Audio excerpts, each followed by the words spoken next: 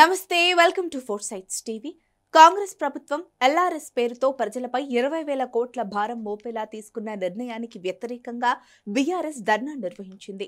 తొర్రూరు పట్టణ కేంద్రంలోని RTC bus stand సెంటర్లో మాజీ మంత్రి ఎర్రబెల్లి దయాకర్ రావు ఆధ్వర్యంలో జాతీయ రహదారిపై బైఠాయించి ధర్నా చేశారు.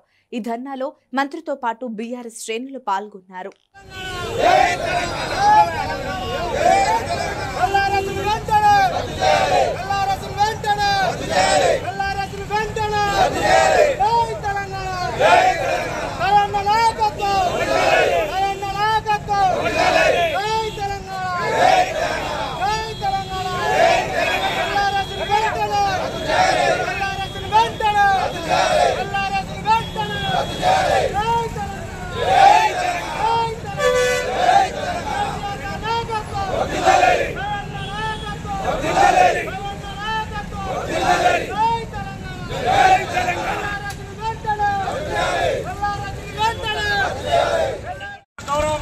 మాజీ మంత్రి గారు పార్టీ రాష్ట్ర నాయకులు దయాకర్ రావు గారి నాయకత్వంలో మేము ధర్నా చేయడం జరుగుతుంది.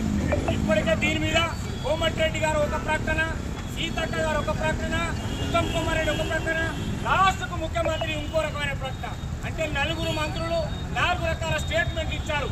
ఇవాళ ఆ రోజు నాడు సోనియమ్మ పుట్టినరోజు రాగానే మీరు ఎవ్వరు కూడా కరెంట్ బిల్ కట్టొద్దు అన్నారు.